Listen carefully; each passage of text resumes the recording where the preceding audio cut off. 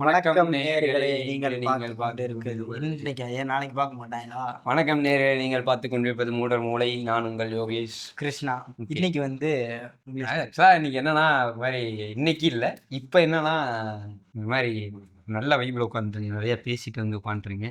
நல்ல ஆட்கள்கிட்ட நல்ல விஷயங்கள் பேசும்போது ஒரு மாதிரி டோப்பமின்லாம் அப்படி டப்புட்டிக்குன்னு வெடிக்குது உள்ள. ரொம்ப ஹாப்பியா இருக்கு. அதை தொடர்ந்தே நானும் கிருஷ்ணா வந்து ஒன்று பேசிட்டு வந்துருக்கோம். எப்படி ஒரு சர்க்கிள்ல இருக்காங்கன்னா, அந்த சர்க்கிள்ல ஒரு விஷயத்த நம்பிட்டு இருக்காங்கன்னா, அதுக்குள்ள எப்படி கேள்வி வராம இருக்கு? கேள்வி கேட்கறதுங்கிற ஒரு ஹியூமன் நேச்சர் தானே. அந்த விஷயமே எப்படி இல்லாம இருக்காங்க, எப்படி இல்லாம இருக்கும் அப்படிங்கிற ஒரு கேள்வி வந்தது. ஸோ அதையே பேசிடுவோமே அப்படின்னு சொல்லி அப்படியே கிருஷ்ணா மைக் எடுத்தாங்கன்னு சொல்லி அந்த உட்காந்துருக்கும். வேற ஒண்ணும் ஏன் ஒரு மாதிரி கொஞ்சம் எப்பயும் போல இல்லாம கொஞ்சம் அடிக்கடி நான் ஜோன் அவுட் ஆகலாம், அமைதியாகலாம். இப்போ தலைவர் வந்து பயங்கர எனர்ஜியில இருக்காரு. கிட்டத்தட்ட 100க்கு 110 இருக்கேன் அவன் அப்படிங்கிற மாதிரினா, நான் 100க்கு ஒரு 20 இருக்கேன். கொஞ்சம் டயர்டா, அதனால டயர்டா, மன வருத்தமா? மன வருத்தம் இல்ல, எந்த மன வருத்தமுமே இல்ல. சத்தமா பேசு, காண வேற போட்டுருவோம். இல்ல மன வருத்தம் இல்ல மன வருத்தம்லாம் இல்ல. சரி, அப்போ பேசிடலாம் நம்ம.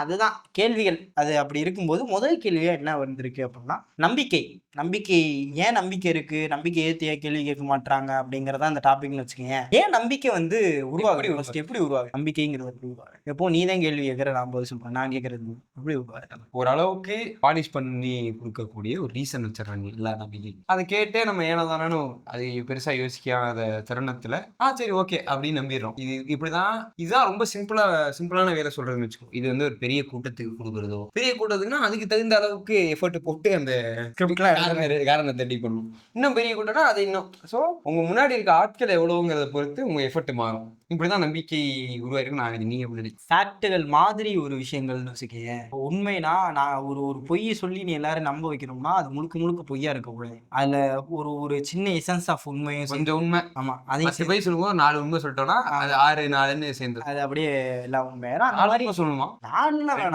2 இருந்தா போதும். ஒரு 10% இருந்தா போதும். ஆமா, அது உண்மைதான். அப்ப இதுவும் உண்மையாதான் இருக்கும். அப்படிதான். இவ்வளோ இதுன்னா அப்ப இதெல்லாம் உண்மைதானே, அப்ப அது நடந்திருக்காது சொல்லுவோமா அப்படிங்கிற மாதிரி அந்த உண்மைகளோட சேர்ந்து அந்த ஸ்கிரிப்டை வந்து உட்காந்து எழுதுறாங்கன்னு வைங்க. இப்படி இந்த இடத்துல இது சொல்லுவோம், இங்க இவ்வளவு சொன்னா நம்ப மாட்டாங்க, கொஞ்சம் எப்படி சொல்லுவோம் அப்படிங்கிற மாதிரியான விஷயங்கள்லாம் எழுதப்பட்டு பாலிஷ் பண்ணப்பட்டு வந்து ஒரு செட் ஆஃப் ஆடியன்ஸ்னால பரப்பப்படுது. பரப்புனாதான் வந்து அது நம்பிக்கை. இப்போ ஒரு 10 பேர் இருக்காங்கன்னு ஒரு ரூம்ல, அதுல உன்னோட ஆள் ஒரு 4 பேர் ஆமான்னு சொல்றதுக்கு இறக்கி விட்டேன்னா மீதி 10 பேர் ஒருவேளை இருக்கும்போது ஆமான்னு சொல்லிடுவாங்க. அதுதான் முக்கியமான ஒரு விஷயம், மார்க்கெட்டிங். ஆமா, அதே ரொம்ப நல்லா இல்லாத பாடல்கள், நல்லா இல்லாத பாடல்கள்லாம் இன்ஸ்டால வர வர நல்லா இருக்கு போலன்னு நினைச்சு நம்ம கேட்கிறோம்ல, அந்த மாதிரிதான் நம்பிக்கை. டக்குன்னு பின்னாடி ஒன்று ஓடிட்டு இருக்கும். ஸோ அது அப்படிதான் நினைக்கிறேன், இல்லையா? அது நிறைய பாடல்கள் இப்போ அப்படியே அந்த அந்த வரிசையில நிறைய பாட்டு அந்த ஜான்ரால அது மாதிரி இருக்க சில ஆர்டிஸ்டுகள் வந்து எப்படி யாருன்னு நினைக்கிறேன். இல்ல அது மாதிரி இல்லாத ஆர்டிஸ்ட் கூட அப்படி பண்றாங்க. அப்படின்னா சரி ஓகே, அந்த மாதிரி.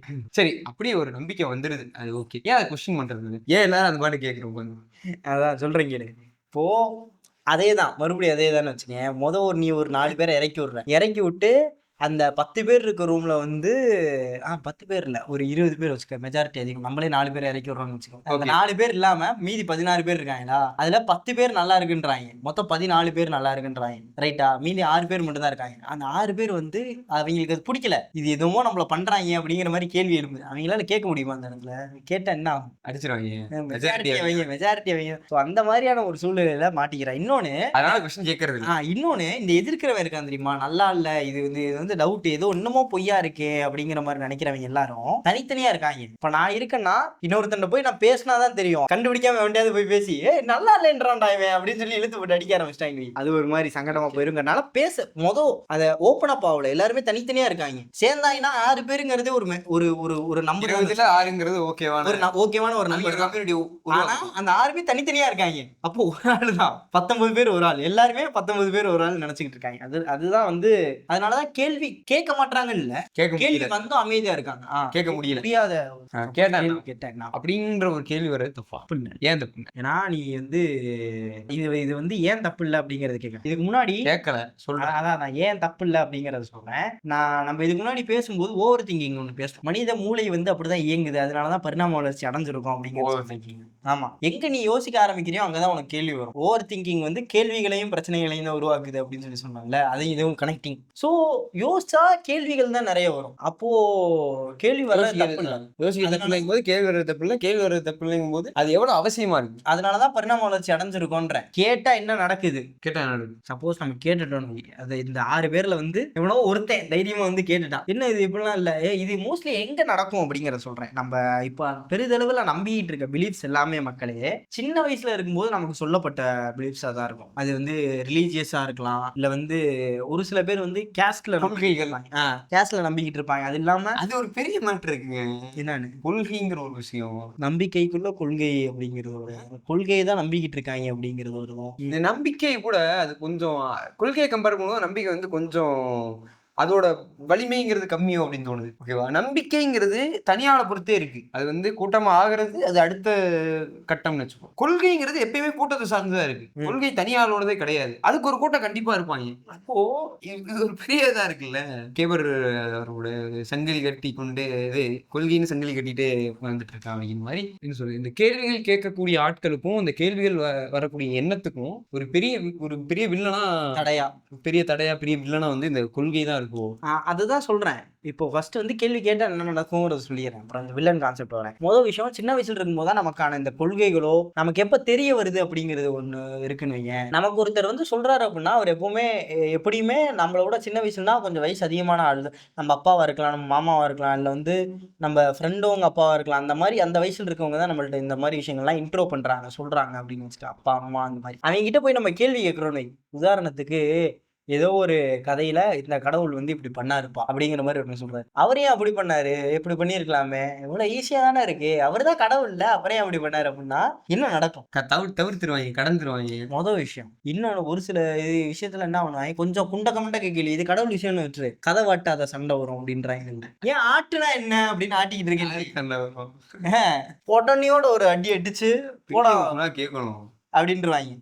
அது ஏதோ ஒரு பெரிய கொலை குத்த மாதிரியும் என்ன நீ இது பண்ற அப்படிங்கிற மாதிரி அங்க இருந்தே போட்டு ட்ரெயின் பண்ணிடுறாங்க எல்லாரையும். அதனால நமக்கு கேள்வி கேட்கவே வயசுல ஒரு பேர் இருந்துச்சுங்க, கேள்வி நாயகன். கேள்வி குடும்பத்துல கேள்வி நாயகன் பெருமைப்படுத்துற மாதிரி இருக்கேன், பெருமையா சொல்லியிருக்கு. இல்ல இந்த பிரமாதம் சொன்ன அந்த கேட்டகரி. ஓகே, வந்து நான் கேள்வி நாயகன் அந்த மாதிரி எதிர விட்டோம். கொள்கை இப்போ வந்து இது சொல்லிட்டேன்னா வந்து அதுக்கு வந்து நம்மளோட பயம் தான். அந்த சின்ன வயசுல இருந்தே அப்படி ட்ரெயின் பண்ணிடுறாங்க அப்படிங்கறனால மோஸ்ட்லி எல்லாரும் வந்து கேள்வி கேட்கறதுக்கு கேட்டா ஏதாவது சொல்லுவாங்க. சரி, எதுக்கு கேட்டாலும் பதில் உனக்கு பதில் தெரியல, முயத்தமால் இருக்கவனுக்கு பதில் தெரியலங்கிறது உனக்கு தெரிஞ்சிச்சுன்னா உனக்கு இங்க கேள்வி கேட்க தோணாது. இப்படியே வந்துட்டு பதிலே இல்லை, நம்ம கேள்வி கேட்டு என்ன போயிட்டு அது அப்படிங்கிற மாதிரி ஆயிரும். இப்போ கொள்கைக்குள்ள வரேன். கொள்கை வந்து எந்த மாதிரி இருக்கு அப்படின்னா 2 விதமா நம்ம பார்க்கலாம். ஒண்ணு திராவிடம், தமிழ் தேசியம். அப்படி இல்லை, என்னை எங்கேயோ மாட்டி விட்டு போறேன். சரி 2 விதமா பார்க்கலாம். 3 மொழியே இழுத்து 2 விதமா பார்க்கலாம். எப்படின்னா காலத்துக்கு ஏத்த மாதிரி மாறக்கூடிய ஒரு சில கொள்கைகள். என்ன காலம் ஆனாலும் சரி நான் இதே தான் புடிச்சு தொங்குவேன் அப்படிங்கிற மாதிரியான ஒரு தெரியுமா மாறணும் ஒரு கொள்கை அப்படிங்கிறது எவ்வளவு முக்கியமா இருக்கு அப்படின்னு பார்த்தேன்னா, மாறுமா கொள்கை? மாறணும் இல்ல நான் என்ன எப்படி போயிட்டு இருக்கு அப்படிங்கிறது. அதான் 2 விதமும் இருக்கு. ஒரு சில கொள்கைகள் மாறும். அதுல கொள்கைன்னா என்ன, சிம்பிளா சொல்ல போனா ரூல்ஸ், ஒரு செட் ஆஃப் ரூல்ஸ், ரைட்டா? அந்த ரூல்ஸ் அவங்களாலே ஃபாலோ பண்ண முடியாம போச்சுன்னா அவங்களுக்கு தகுந்த மாதிரி மாத்திக்குவாங்க. அந்த மாதிரி சொல்றேன். ஒரு குறிப்பிட்ட நபர்களுக்கானதான் நினைக்கிறேன். இவங்க முன்னாடி வந்து நாங்க தண்ணியே குடிக்க மாட்டோம், ஜூஸ் மட்டும் தான் குடிப்போம் அப்படிங்கிற மாதிரி ஒரு கொள்கை எடுத்திருக்காங்க. ஒரு கட்டத்துல ஜூஸே இல்ல, வேற வழியே இல்ல, தாகம் எடுக்குது, தெரியாம தண்ணி குடிச்சிட்டேன். அன்னைக்கு நீங்க தண்ணி குடிச்சீங்கல்ல அப்படின்னு கேட்டா, இல்லங்க அது நாங்க எங்க கொள்கைகளை வந்து சீரமைச்சுக்கிட்டோம். அந்த வார்த்தை அது அப்படி வந்துடும். இப்போ ஒரு கொள்கை மாற வேண்டியது எவ்வளவு முக்கியமான விஷயம் அப்படிங்கறதுதான் வந்து இங்க மாற்றம் ஒன்றுதான் மாறாது. அந்த மாதிரி மாற்றம் மாறுவதெல்லாம் உயிரோடு, மாறாதெல்லாம் மண்ணோடு. மாற்றம் தானே உயிரென்போம், மாறாததெல்லாம் அப்படின்னு சொல்லி அது ஒரு லைன். மாறு பாட்டுல ஒரு லைன் வரும்டா கேவரோடது. மாற்றம் தானே புனிதம் போம், மாறியதால் தான் மனிதம் போம் அப்படின்னு சொல்லி ஒரு லைன் வரும். மாற்றம் தான் புனிதமான மாறுறதுனாலதான் நம்ம மனுஷனா இருக்கோம் அப்படிங்கிற மாதிரியான ஒரு விஷயம். அது நல்ல விதமா இருக்கா கெட்ட விதமா இருக்கா, 4 பேத்துக்கு பயன்படுதா பயன்படலையா அப்படிங்கறதா முக்கியம். சரி, அகைன் நம்பிக்கை ரைட்டா? நம்பிக்கைக்குள்ள வந்தோம்னா அடுத்த கேள்வின்னாரு. இப்போ வந்து உடைக்க முடியாத நம்பிக்கைகள் நீங்க இருக்கிறது என்ன, எந்தெந்த மாதிரி ஃபீல்டுல எந்தெந்த மாதிரி இருக்கு? உடைக்க முடியாத நம்பிக்கைங்கிறதே ஒண்ணு கிடையாது. இப்ப வரையும் உடையாம இருக்குல்ல, அந்த மாதிரி சொல்றேன். அப்படி ஒண்ணு கிடையாதுங்கிற. அப்படியா? என்ன சொல்றேன் கேளு. ஏன்? இப்போ உனக்கு நீ ஒருத்தனை இமேஜின் பண்ணிக்கோ ரைட்டா? உன் மனசுல ஒரு பர்சன் வந்து இமேஜின் பண்ணி, அவன் கடுமையான ஒரு ஒரு ஒரு ஒரு ஒரு விஷயத்த வந்து சின்ன வயசுல இருந்து நம்பிக்கிட்டு இருக்கான்னு வை. ரொம்ப க்ளோஸ் டு த ஹார்ட்ல நம்புறியான் சின்ன வயசுல இருந்தோ, இல்ல எப்படியோ அவனுக்கு அதை ஒரு விஷயம். அவனுக்கு அதுதான் எல்லாமே எக்ஸ்ட்ரீம் அப்படிங்கிற மாதிரி நம்பிக்கிட்டு இருக்கானு. ஒரு கட்டத்துல அவனுக்கு ஆப்போசிட்டா நிறைய பேர் அந்த விஷயத்த பத்தி அகைன்ஸ்டா பேசிக்கிட்டே இருக்காங்கன்னு வை. அவன் வந்து ஒரு கட்டத்துல ஒரு சின்ன டவுட் வரும், என்ன இத்தனை பேர் சொல்றாங்க, ஒருவேளை அவங்க சொல்றது கரெக்டா இருக்குமோ அப்படிங்கிற மாதிரியான ஒரு டவுட். அந்த டவுட் வரும்போதே அவன் நம்பிக்கை உடஞ்சிருது. ஒரு விஷயத்தை நம்ப ஆரம்பிச்சு உடஞ்சே வேற ஒரு நம்பிக்கை வருது இல்லை அவனுக்கு. வேற ஒரு நம்பிக்கை வரல, அதுதான் வேற ஒரு நம்பிக்கை வர்றது வந்து அவன் நம்புறான்ல. வேற ஒரு நம்பிக்கை வர்றதுங்கிறது அங்கேயே அந்த நம்பிக்கை, நீ உடைக்க முடியாத நம்பிக்கை தானே கேட்டேன், கரெக்டா? உடைக்க முடியாத நம்பிக்கையை வந்து நம்பிக்கையே உடைக்க முடியாது அப்படிங்கிற ஒரு விஷயத்தை யோசிச்சுட்டு இருக்கேன். இப்போ இது மூலமா எனக்கு கிடைச்சது மூலர் மூலை எனக்கு கொடுத்த என்லைட்மெண்ட். இரு, நான் ஃபர்ஸ்ட் இதை சொல்லி முடிச்சிடுறேன். நீங்க கேள்வி மேல கேள்வி எடுக்காதீங்க. உடைக்க முடியாத நம்பிக்கைங்கிறது ஒண்ணு கிடையாது. அது அவங்களே ஏமாத்திக்கிட்டு இருக்க ஒரு விஷயம். ஒன்ன நம்பாம இருக்கவன் இன்னொன்னு நம்பிதான் ஆகும். அதனாலதான் நம்பிக்கையை உடைக்க முடியாது அப்படிங்கிற ஒரு விஷயம். எல்லாமே இந்த மாதிரிதான் இருக்கு. யோசிக்கிற எல்லாமே அது எப்படி வந்து டிஸ்கிரைப் பண்றதே தெரியல. அது புரிஞ்சுக்க முடியாதுங்க, எதையுமே புரிஞ்சுக்க முடியாது. புரிஞ்சுக்க முடியாதுன்னு இல்லடா, எக்குதப்பா ஏறுமாறா இருக்குல்ல, அப்படி சொல்றேன். அதை யோசிச்சு பார்க்கும்போது இந்த விஷயங்கள்லாம் தெரியுது அப்படிங்கிற. இது எப்படி இருக்குன்னா, எனக்கு ஒவ்வொரு வீடியோல பார்க்கும்போதெல்லாம் இங்கனக்குள்ளதான் நடந்திருக்கு, இவ்வளவு நாள் இது பார்க்காம போயிட்டோம் கல்லு இவ்வளவு பெரிய பாறாங்கல்லு நடந்து போகும்போது டங்குன்னு இடிச்சு காலில் ரத்தம் வந்து இவ்வளவு பெரிய கல்லு இருந்தாங்க. அந்த மாதிரி இருக்கு ஒவ்வொரு ரியலைசேஷனும். உடைக்க முடியாத நம்பிக்கைன்னு எதுவும் இல்லை, ஆனா நம்பிக்கை உடைக்க முடியாது. அடுத்த கேள்வி வந்து நான் கேட்கறேன், நான் என்னைய பதில் சொல்றது நீ சிரிச்சுக்கிட்டே இருக்க. முதல் கேள்வி நான் தான் பதில் சொன்னேன், கரெக்டா பேசணும் அங்கதான் சொல்றேன் கேளு. என்னன்னா, ஓகே இவ்வளவு சொல்லிக்கிட்டே இருக்கீங்க, எல்லாமே வந்து நெகட்டிவா விளங்காததா பேசிக்கிட்டு இருக்கீங்களே, இப்ப நம்பிக்கை நம்புறதுனால வந்து எந்த ஒரு அட்வான்டேஜும் இல்லையா அப்படின்னு கேட்டா, அட்வான்டேஜ் இருக்கா இல்லையா? இருக்குனாரு. போ, நம்புறது ரொம்ப தான் கிடைக்கும். அதை வச்சு என்ன பண்றது? சிம்பு சொன்ன மாதிரிதான், யாரு இதை வச்சு நான் என்ன பண்றது? இல்லைங்க, அப்படி கிடையாது. வாழ்றதுக்கு வேணுங்கிறீங்க, வாழ்றதுக்கு ஹோப் வேணும். அதாவது எல்லா விஷயத்தையும் நம்ம ஃபேக்டாவே பேசிட்டு நீலிஸ்டிக் ஆகிடும் பேசுன மாதிரி. கொஞ்சமாவது எக்ஸிஸ்டென்ஷியலிசம் ஃபாலோ பண்ணணும். கொஞ்சமாவதுன்னா அதோட எக்ஸ்ட்ரீம் இல்லாம ஏதோ ஒரு இடத்துல நம்பலாம். எவ்ரிதிங் ஹேப்பன்ஸ் ஃபார் ரீசன், அந்த மாதிரி சில விஷயங்கள்லாம் இருக்குல்ல, அதையும் எல்லா நேரம் நம்பிட்டு இருந்தோம்னா மக்காயிரும். ஒரு கதை ஒண்ணு சொல்லுவாங்க. அந்த கதைனா, ஒரு ஃபர்ஸ்ட் ஒரு ஊர் இருந்துச்சான். அந்த ஊர்ல வெள்ளம் வரப்போகுது அப்படின்னு சொல்லி எல்லாரும் ஊரே மொத்தம் முழுகிரும். சரி, அந்த மாதிரி எல்லா வீடு எல்லாமே முழுகிரும். அந்த மாதிரி ஒரு வெள்ளம் வரப்போகுதுன்னு சொல்லி எல்லாரும் இது சொன்னப்போ, அறிவிச்சப்போ ஒருத்தன் மட்டும் ஊரை காலி பண்ண மாட்டேன் அப்படின்ட்டான். ஏன் நீ காலி பண்ண மாட்டேன், எல்லாரும் போறேன், என்னை கடவுள் காப்பாத்துவாரு.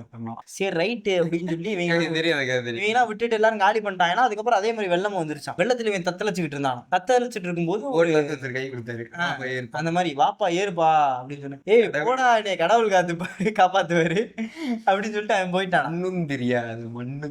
ரெண்டாவதா ஒரு டால்பின் ஒண்ணு வந்துச்சான். வந்து அது அவனை சுத்தியே வந்துச்சான். இந்த மாதிரி ஏறிக்குங்க அப்படிங்கிற மாதிரி எல்லாம் வந்து கேட்டு சொல்றேன். அந்த மாதிரி போயிருக்கலாம், இதெல்லாம் வேணாம், நான் கடவுள் காப்பாத்துவார் அப்படின்னு தண்ணியில முழுகி செத்து போயிட்டான். கடவுள்கிட்ட போயிருக்கான், கடவுள்கிட்ட. யோ உன்னையெல்லாம் நம்பிட்டு இருந்த மாதிரியே என்னை காப்பாத்துற அப்படின்னு சொல்லி. முட்டாப்படே அந்த சின்ன பையன் ரூபத்துல வந்து தப்பிச்சுக்கடா அப்படின்னு நீ கேட்கல. சரி அப்பயும் வரல, டால்பினே நம்பிச்சு விட்டேன், அது மாதிரியே தேடி போய் அப்ப நீ உள்ள திமிர் எடுத்து போய் உள்ள போயிட்டு இப்ப என்னைய கேள்வி கேட்கறியா அப்படிங்கிற மாதிரி சொன்னார். இப்போ நம்பிக்கைங்கிறது இவன மாதிரி இருக்க கூடாதுங்கிறேன், இவன மாதிரி இருக்க கூடாது.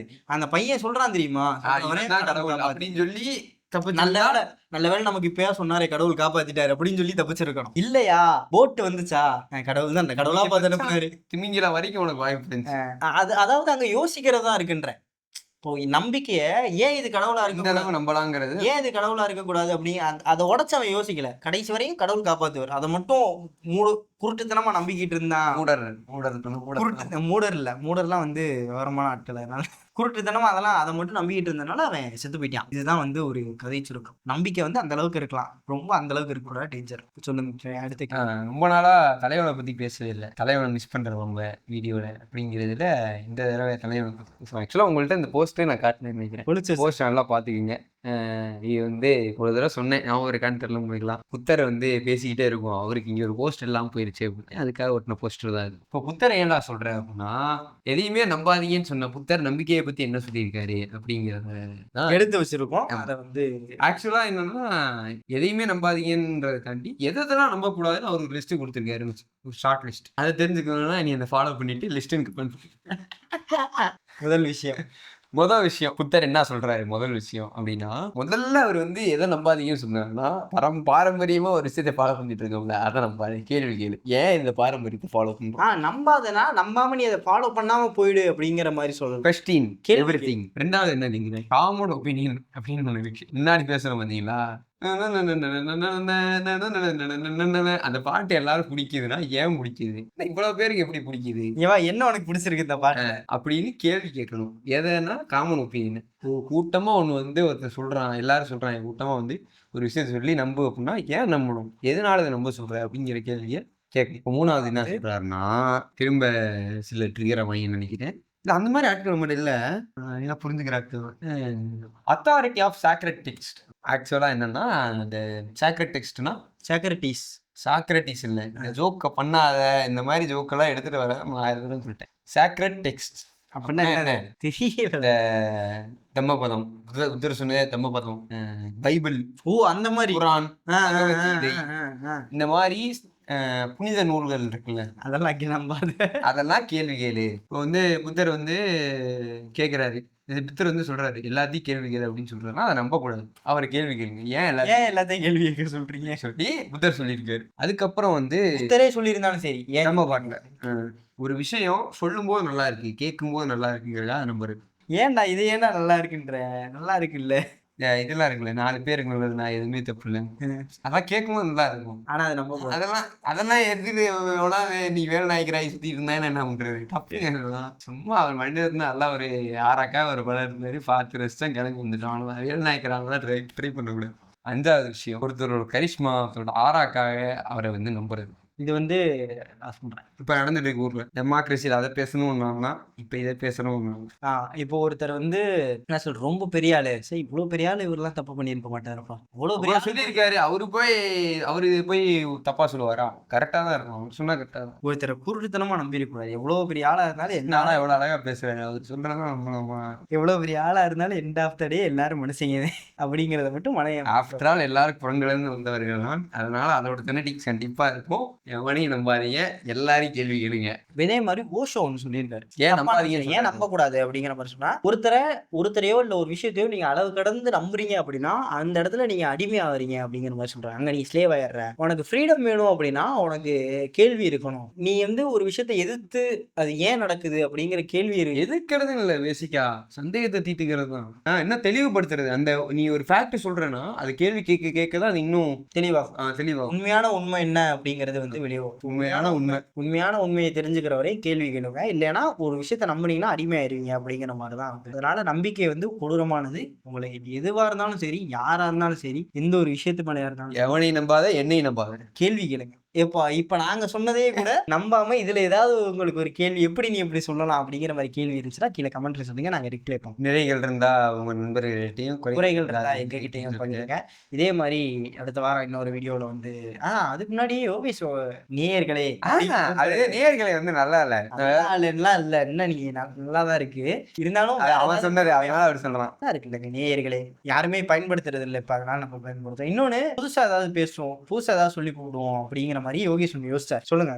அது என்னன்னா, நான் வந்து அந்த மாதிரி ஒரு ஜீவன் தான் வச்சுக்கோங்களேன்.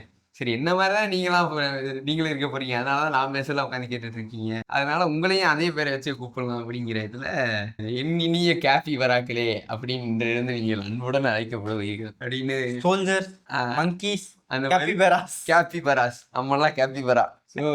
கேபிபரா போட்டு ஒரு கேபிபரா கூட்டமா நம்ம இருப்போம். சரியா? என்ன பண்ணுவீங்க? ஒண்ணுமே பண்ண மாட்டோம். ஆமா, அப்படியே ஒரு குட்டை, ஒரு குளம் குட்டை பக்கத்துல உட்காந்துட்டு இப்படி சொருந்துக்கிட்டே பண்ணிருப்போம்.